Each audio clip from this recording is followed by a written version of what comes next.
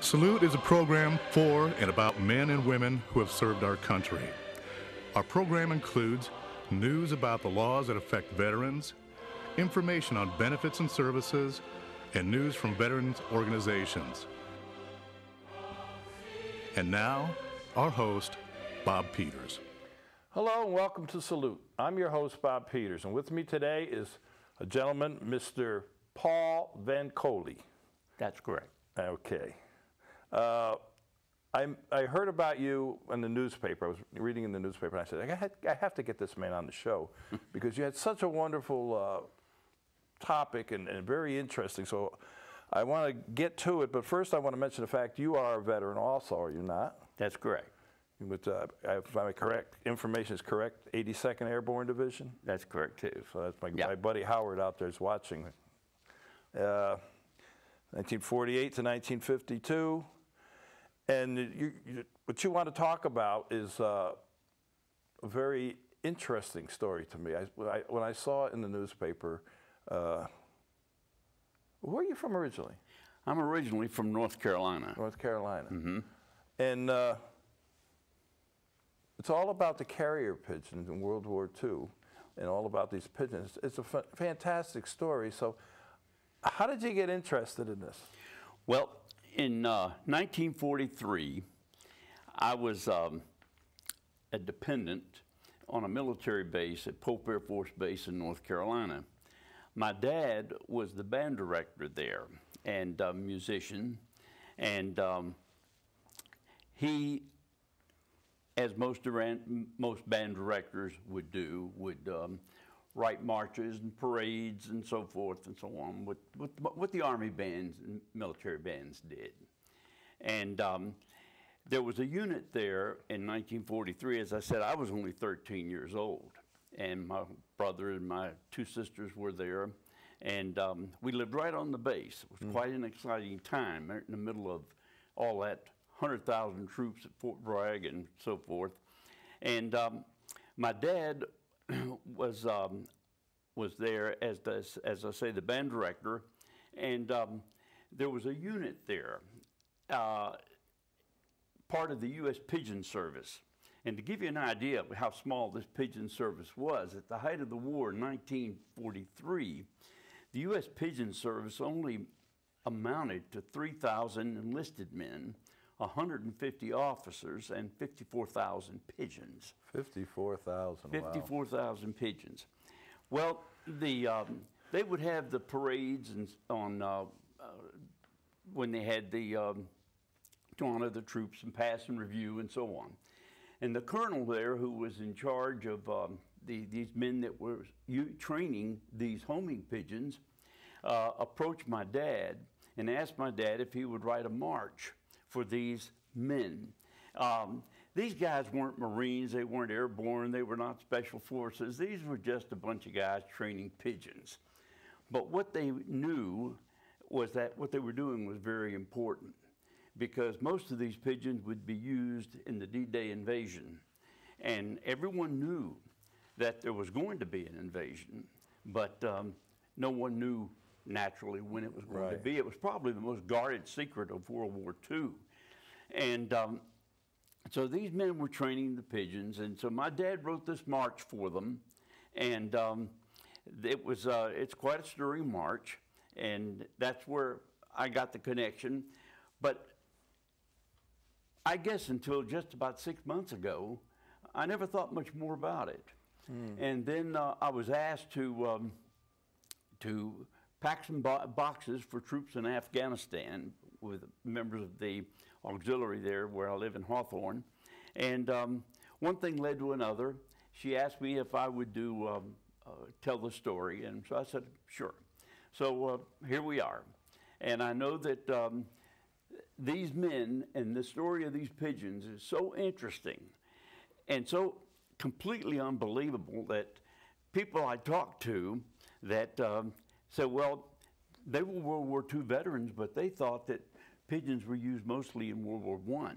And, but they were used big time in World War II, because at the height of the invasion, when like I said, all Eisenhower and all his generals knew that the first 48 hours of the invasion, there would have to be total and complete radio silence.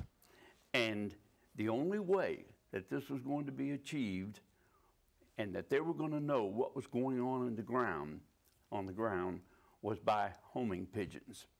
It's remarkable. It's very interesting. And so these pigeons, many of them were dropped in baskets or little cages. You have some pictures. Maybe it'd be sure. Let's start with, Okay, this is the one of the Dicken medal. The Dicken medal was designed in 1943 by Mary Dicken, who was a veterinarian in England, and she did this to honor animals that had exemplified bravery and so on in war. And these are unsung heroes, truly. Yeah, everybody hears about Rin Tin Tin or police dogs and stuff like that, but nobody ever heard about pigeons. Right. And in Mary Dicken, this medal has been awarded 63 times since 1943. It's been awarded to 32 pigeons, 18 horses, 3 dogs, and a cat. And if you really want to read an interesting story, go to the website, Pigeons of War or the Dicken medal, and find out how Simon the cat earned his Dicken medal. I was just interested in that. It is. What is the website again? It's World of Wings in Oklahoma City, Oklahoma. And I am not an expert on pigeons. I want that clear, because I just learned about this about 6 months ago when I started. Well, I just learned it from you. So yeah, so it's all new for me as well. And so the interesting thing here is that the Army knew that they were going to have a cage designed for these pigeons. So the Army contacted in 1943 because these pigeons were going to be dropped in cages with paratroopers, and every ship, every plane well, many of them would have a homing pigeon. In fact, there were 16,000 homing pigeons dropped on the continent of Europe in World War II. Wow. 16,000. And many of them came in with paratroopers in this cage. Well, the interesting thing about it is that the Army needed to have this cage designed. Mm-hmm. So they contacted many companies, and the companies came forth, and wouldn't you know that the company that designed the cage was a company that designed women's brassieres.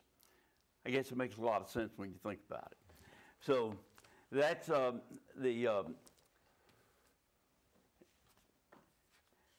many of the pigeons carried cameras that were mounted like you see here, and they would fly over enemy territory and take pictures. And these pictures, they would go back to their loft, and they would naturally observe enemy movement, targets, and so forth. And to think back in that day that they had a method of doing that, and that these pigeons had a 95% success ratio of completing their missions. But one of the things, Bob, that I'd like to mention to you that I think is actually these pigeons themselves and what they did. I'd like to go back to the story of, and I believe you asked me about this, and I'm going to get... I asked you a lot of stuff. Oh, you did? I'm very interested in this, and I know the people at home watching this will be very interested. All right. Many, you asked me and several other people asked me, how do these pigeons know where to go? Yes. Okay.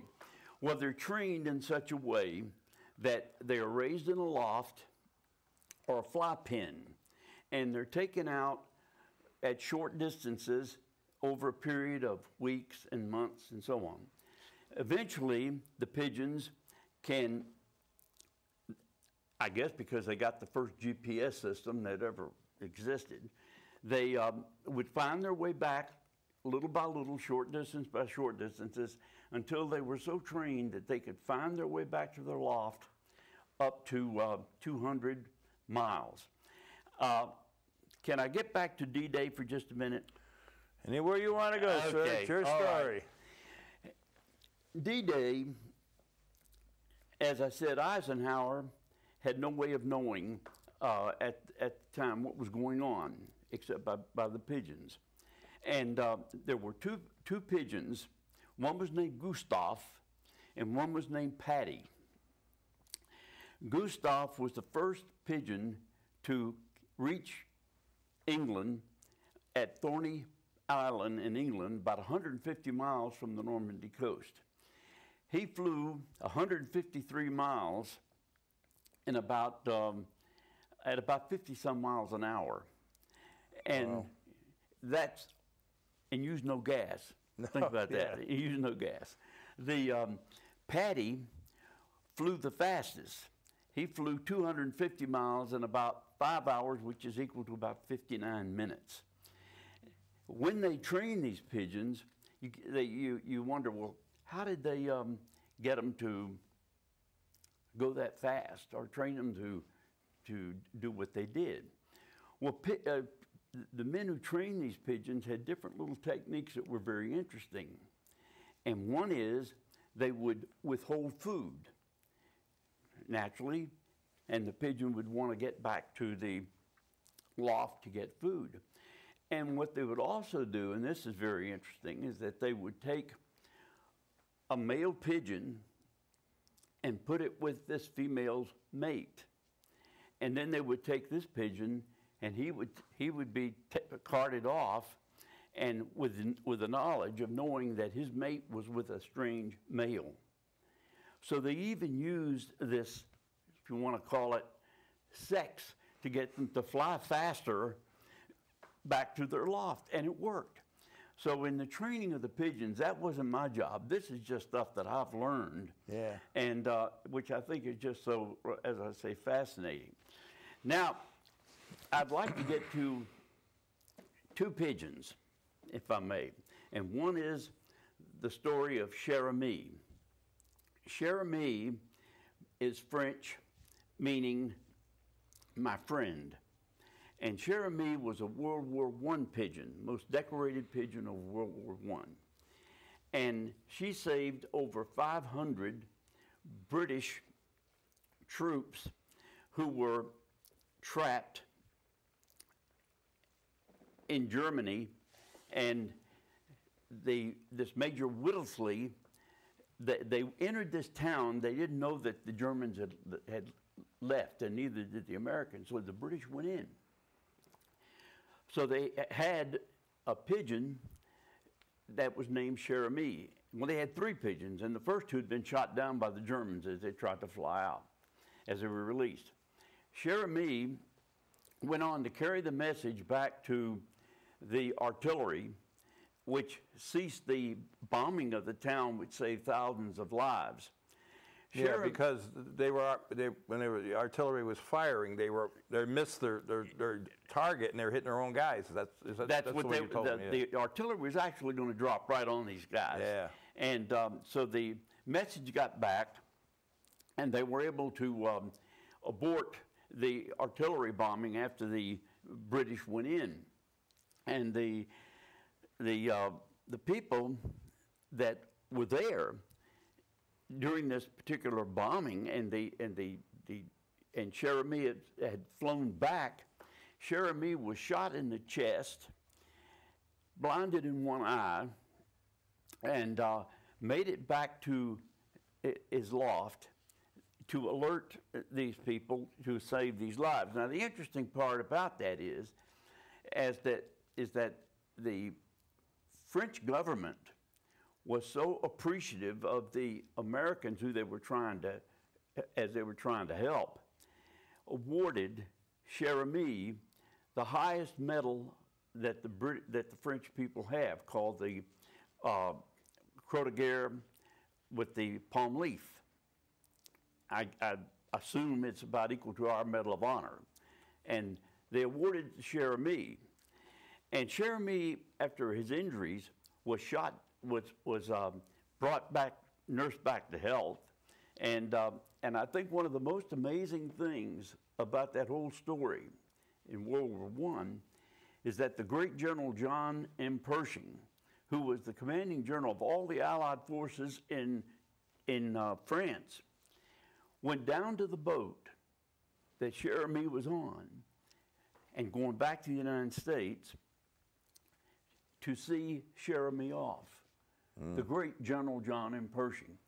Now, the beautiful thing about it is that you and I or anybody else today can go see Cher-Ami because he's in the Smithsonian Institute in Washington, D.C. with one leg, his medal, and he's right there for everybody to see. Is this him here? No, this is G.I. Joe. Oh, okay. This is. I don't want to rush. That's right. World War II, and the World War II. If you'll notice on this picture, there's a Jeep here with a British insignia, but this was an American Pigeon, and as I say, the most decorated of World War II. He was awarded the Dickin Medal also for his awards, and was the only American pigeon that was honored in such a way by the British with the Dickin Medal. But what he did was the British troops had gone into this little town called Calvecchia, Italy, and they were going to be bombarded by the American bombers. And the American bombers didn't know that the Germans had left, and the American headquarters didn't know the Germans had left, and that the British forces had gone in. So the British released this pigeon, G.I. Joe, who flew 20 miles in 20 minutes.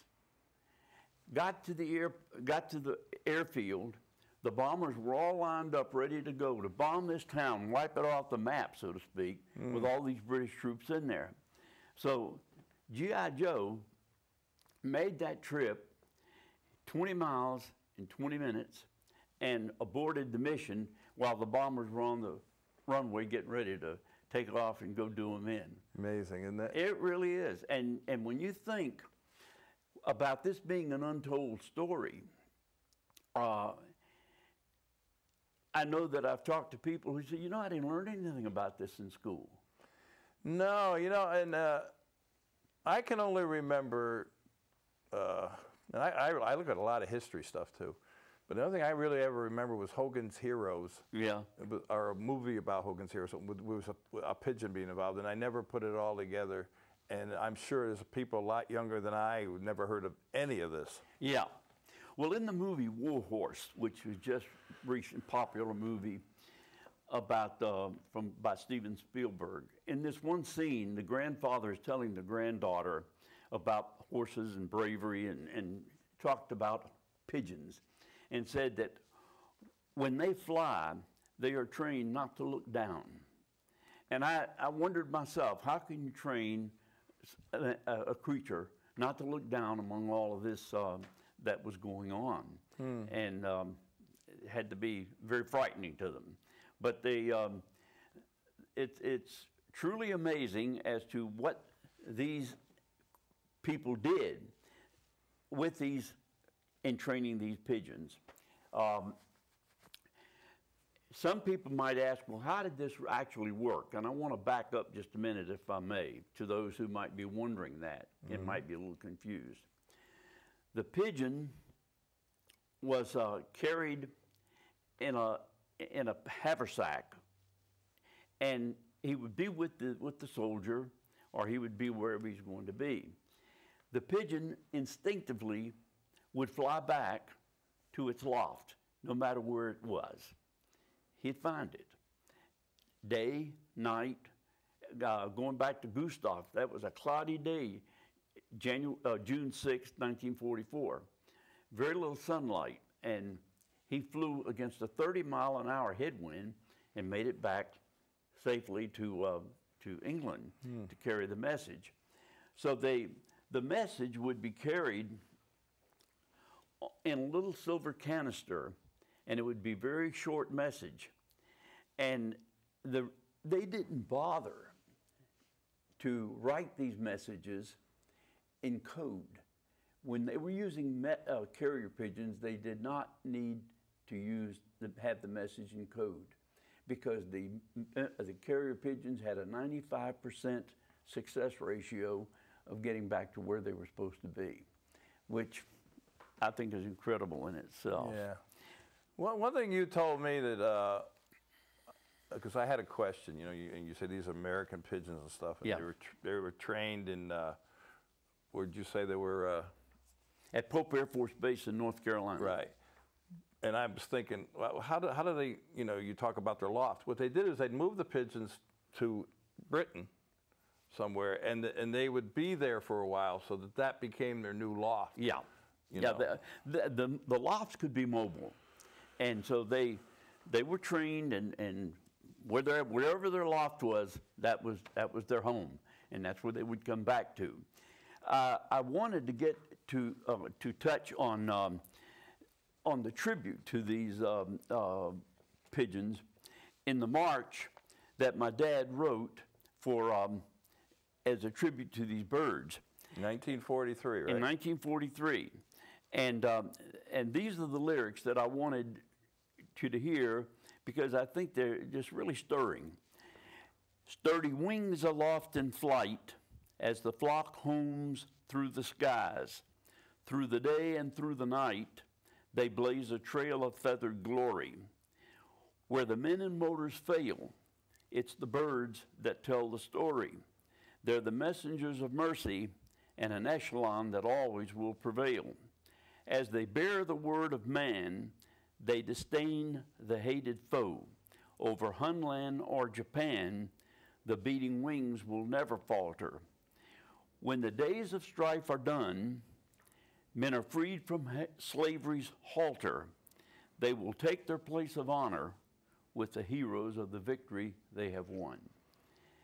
And that march, the music and written for these men, I think it's quite it's quite a tribute to them. Quite a tribute, because you got to remember, these guys were just 3,000 strong, and they had little or no recognition. You talk about memorials or talk about this, and I think sometimes, Bob, that if and you just wonder if the invasion of France had failed, we would be probably having this conversation in German today. Yeah, well. And we don't know just how important, although they tell us that they played a very, very important part. And not only in the Pacific, I mean in the Atlantic and the European. D-Day in the European sector, but in the Pacific as well. And so it's something I think that maybe teachers or someone could bring this into some kind of a plan to bring this to the attention of children. And put in the because curriculum. I'll tell you what I learned from these pigeons. I learned examples, if you will, courage, bravery. As they said about Cherami, wouldn't quit until his job was finished, and finish what you start, and so on. And the character traits that are taught in these pigeons and in these animals. And I want to also mention, too, that it's not only about the pigeons, but go to the World of Wings and the Dickon medal, and learn about the horses, learn about the dogs in Afghanistan who have uncovered people, dogs that have uncovered people in earthquakes that have been buried. Sure. And what the horses did. And like you said, you tend to forget about these people, these animals. Before we go, Paul, you planted a seed about a cat. Yes. Do you know why? What is the story with the cat? All right, Simon. We're gonna spell it out here for everybody to know. Okay, if you go to the Dickens Medal and look it up, you can read it for yourself. But basically, it's this: there was a sailor in Hong Kong, and he picked up a stray cat, and they named him Simon. They brought him back on the ship, and Simon had this habit of going through the ship and picking up dead rats and going up and putting them in the beds of the sailors. And you got a medal for that? No. Oh.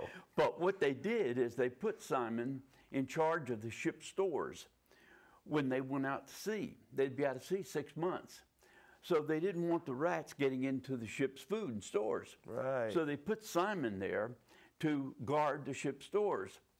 Simon did not leave his post during heavy bombardment, and when the ship was attacked, he stayed right there, and he received the Dickens Medal for, and the only cat to ever receive it because of what he did on protect the food, protecting the crew. I mean, protecting the food for the ship's crew. But there's a world of information on that website. My dad, by the way, and I wanted to bring this out because he came from Italy. Mm-hmm. He was a musician. 17 years old, he got over here, and he had 12 children, and his first wife passed away. And when I was 2 years old, and he went into the military at the height of the Depression. He had 9 children. He was 45 years old, and the Army, because of his musical talent, took him in the service with 9 children as a private. They gave him government quarters on base at Fort McPherson, Georgia. They came in and knocked the wall out and made 1 unit into 2 units so that he'd have room for his family. He was 66 years old when he re-enlisted for 6 years in the United States Air Force. And he retired in 1957. He was the second oldest enlisted man in the U.S. Air Force when he re-enlisted in 1957. Wow. 1957. That's amazing. And it's an amazing. It really is. His story is something else. Well, I want to thank you for coming on. I know we could probably talk another half hour, but we've talked a half hour. And time is gone. Well, so I got to thank you for coming on the pleasure. show and passing this knowledge on. And I hope that people watch this will pull their kids over to the set and say, "Hey, come on and learn something." Yeah, that's good. That's good. And once again, thank you for coming. I got to say goodbye, my friend. Thank you for your service. To all our veterans out there, active military and their families, for all you do, we salute you. And until next time.